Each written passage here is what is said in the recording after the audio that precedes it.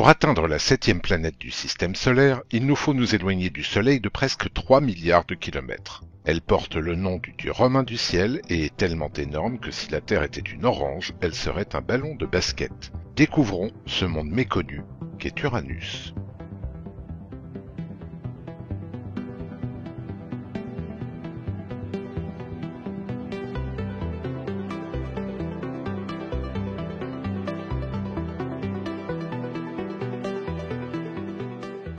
Uranus se trouve à 19 unités astronomiques du Soleil, ce qui signifie qu'elle est 19 fois plus éloignée de notre étoile que ne l'est la Terre. Elle est d'ailleurs 4 fois plus grande que notre planète et 15 fois plus massive. Son aphélie, point le plus éloigné de son orbite, la place à 3 150 millions de kilomètres et son périhélie, point le plus proche, l'amène à 2 580 millions de kilomètres. Le cœur d'Uranus met 17 heures et 14 minutes à accomplir une rotation sur lui-même. Mais les couches supérieures de son atmosphère ne mettent, elles, que 14 heures. La géante de glace effectue une rotation autour du Soleil en 84 années terrestres.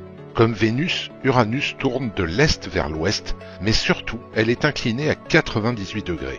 Cette inclinaison, sans doute causée par un impact avec une planète de la taille de la Terre, fait que les pôles se situent là où se trouve l'équateur sur les autres planètes. Uranus donne donc l'impression de rouler sur son côté.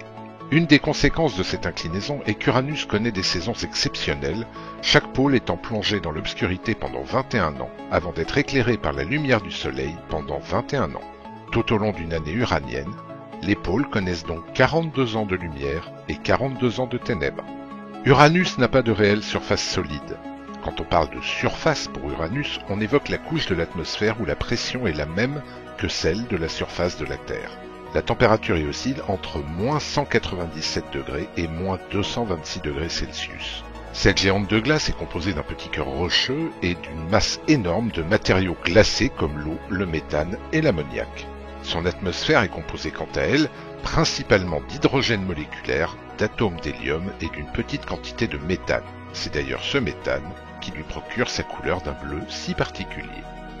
Uranus connaît les vents les plus puissants du système solaire après ceux de Neptune, notre prochaine destination. Ils soufflent à une vitesse pouvant atteindre 900 km/h.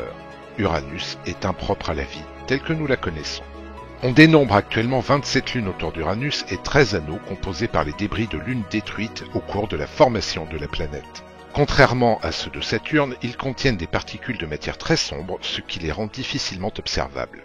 Uranus a été identifié en tant que planète par William Herschel le 13 mars 1781. Les rares mentions d'observations précédentes la catégorisaient comme une étoile.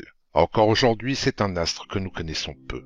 Au final, Uranus n'a reçu la visite que d'un seul engin humain, la sonde Voyager 2, en 1986. Cette sonde nous a fourni de nombreuses informations sur l'atmosphère de la planète, son champ magnétique, ses anneaux, ainsi que certaines de ses lunes, en découvrant 10 au passage. Voyager a ensuite continué son périple vers les tréfonds du système solaire et la dernière planète connue, que nous découvrirons dans le prochain épisode, Neptune.